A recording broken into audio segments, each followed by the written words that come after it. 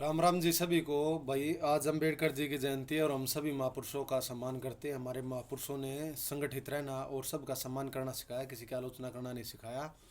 तो डॉक्टर भीमराव अम्बेडकर जी के बारे में कुछ बता रहा हूँ आपके सामने कि उनका जन्म 14 अप्रैल 1891 को मध्य प्रदेश के इंदौर जिले के महू के अम्बड़वे नामक गांव में हुआ था।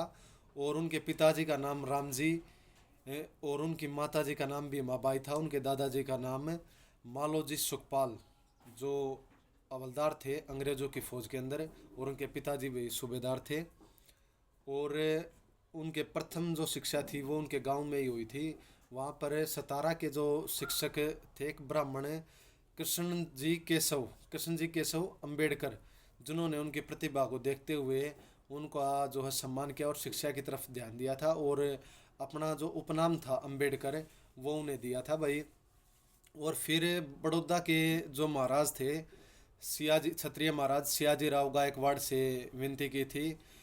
और फिर सियाजी राव गायकवाड़ महाराज ने और अपने जो कोल्हापुर के मराठा छत्रपति साहू महाराज जो पहलवान थे, उन्होंने भाई अंबेडकर जी की प्रतिभा को और उनके गुणों को देखते हुए, उनकी अच्छाई को और शिक्षा का के प्रति लगन को देखते हुए उन्हें शिक्षा के क्षेत्र के लिए विदेश जाने के लिए छात्रवृत्ति दी थी भाई।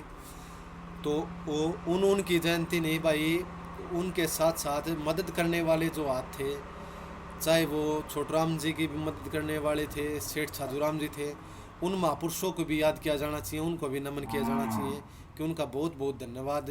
कि कोई जोरी किसी हीरे को परखता है कि भाई ये हीरा है, तो उस जोरी का भी धन्यवाद होता है कि ऐसे रत्न को हमारे देश का जिन्होंने संविधान लिखा, ऐसे रत्न को उन्होंने परखा।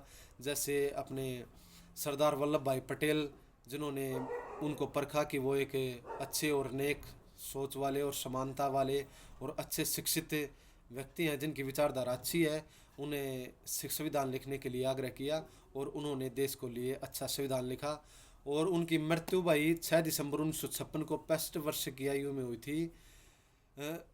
दिल्ली में हुई थी भाई, दिल्ली के निवास स्थान पर। उनका अंतिम संस्कार जो है भाई बम्बई में किया गया था। अंतिम संस्कार महाराष्ट्र के दादर चौपटी में, जिसको चैत्य भूमि कहा जाता है। तो ऐसे महापुरुषों के जन्म स्थान पर भी जाना चाहिए और उनके गांव में भी जाना चाहिए, और जहाँ पर उनका अंतिम संस्कार हुआ है वहाँ पर भी जाकर नमन करना चाहिए। अपने महापुरुषों को भाई याद करना चाहिए। और सभी महापुरुष सबके होते हैं, किसी एक का कोई महापुरुष नहीं होता, वो सबके लिए काम करते हैं।